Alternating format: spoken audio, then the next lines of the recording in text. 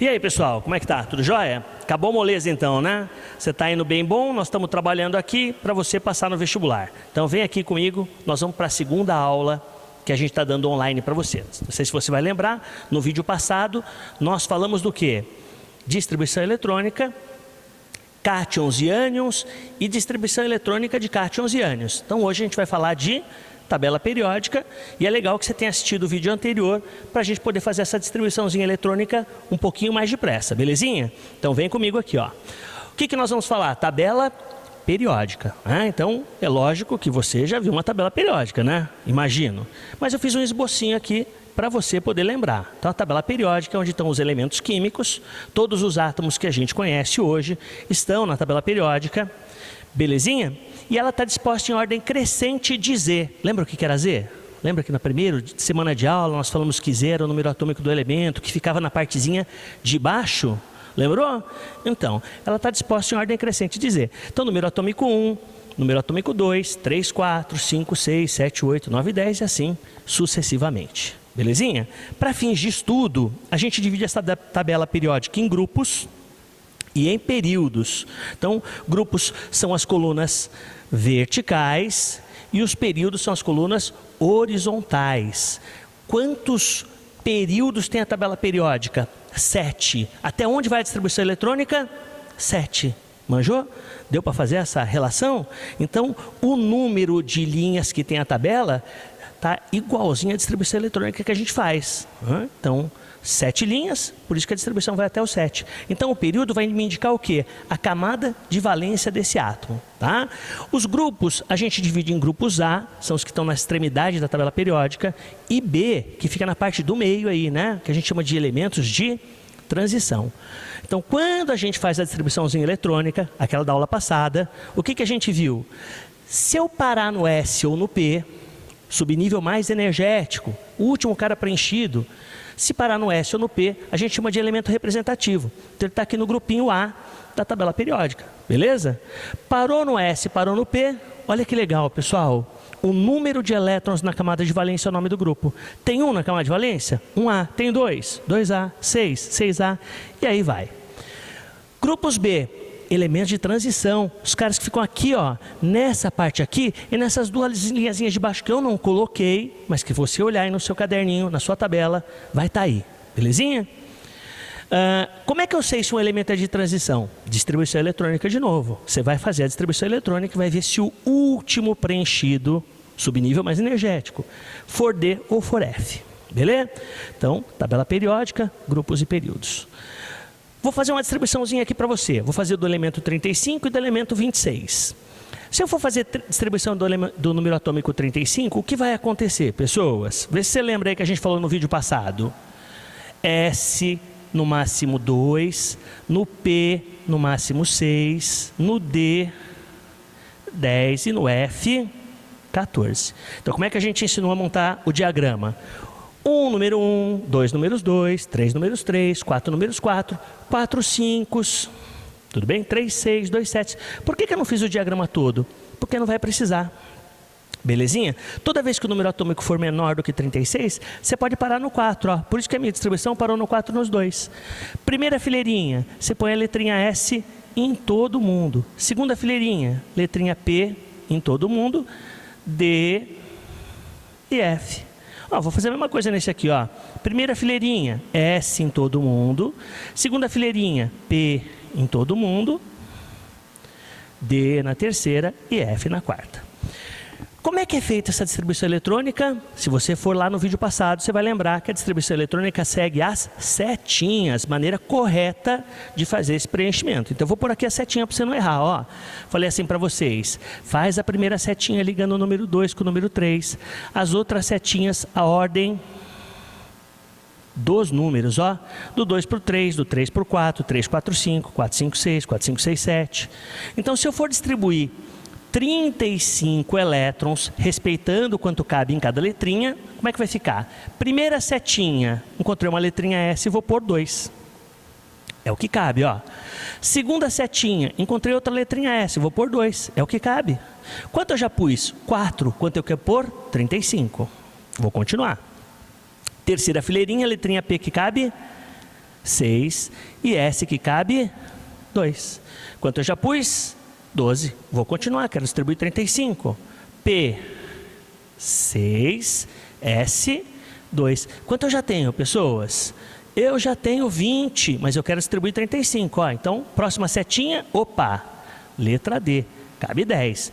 Vou por 10, já tenho quanto, pessoas? 30, né? Quanto falta para 35? 5. Então, eu sei que aqui cabe 6, mas eu não tenho, só tenho 5, ó. Então, assim ficou a distribuição eletrônica do cara, facinho, né? Última camada, camada 4. Quer dizer, então, que ele está na quarta linha, ó. Primeira linha, segunda linha, terceira linha, quarta linha. O último preenchido foi S ou P? Foi, olha aqui, ó. O último preenchido foi P. Então, eu já sei que esse cara é um elemento representativo, ó, ele está em grupos A. E toda vez que o cara é um elemento representativo, o número de elétrons na última camada é o nome do grupo. Quantos elétrons tem ao todo? 2 aqui, com 5 aqui. Caraca, professor, esse cara está no grupo 7A. Sussa, né? Facinho, né? Então, eu já sei em que linha ele está e em que grupo ele está. Agora, se eu for fazer a distribuição desse, o que vai acontecer? Setinha, que é a ordem correta de preencher, né? Primeiro você vai ligar o número 2 com o número 3, as outras a ordem do número, o 3 e o 4, o 3, 4, 5, o 4, 5, 6, 4, 5, 6, 7, esses dois não se ligam a ninguém. E eu vou preencher quanto agora? Eu vou preencher 26. Lembrando que só cabe isso em cada letrinha, ó. Então, primeira setinha, que letrinha eu encontrei? S, 2. Opa, outro S, 2. P, 6, já tenho 10, ó. S, 2, P, 6 e S, 2, já tenho 20. Quanto que eu quero distribuir? 26. Quanto cabe no D? Cabe 10, mas eu só tenho 6, então vou por 6. O que mudou agora, pessoas? Olha, o último cara preenchido agora não foi nem S, nem P. Foi D. E toda vez que a distribuição para ou no D ou no F, ele é um elemento de transição. Ele está aqui no meião da tabela periódica. Então, não é para decorar a tabela periódica. O vestibular te dá a tabela de presente no início da prova. Mas é legal ter uma ideia de onde ele está para não perder muito tempo na hora de caçar ele na sua prova. Sussa, pessoas? Então, ele tem 4 camadas, está na quarta linha, só que ele é um elemento de transição. Normalmente não se pergunta onde ele está, mas dá para saber. Aqui era só somar o número de elétrons na camada de valência, era o nome do grupo.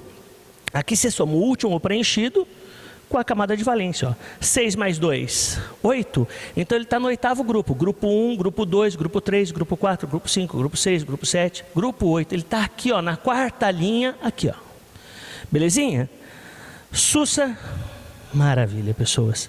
Então, para encerrar essa aulinha, a gente precisa falar das propriedades periódicas. Então, esses elementos químicos que tem aqui, eles têm algumas propriedades em comum. Quais as propriedades que costumam cair mais no seu vestibular? Tamanho do átomo. A propriedade que mais cai no vestibular é tamanho.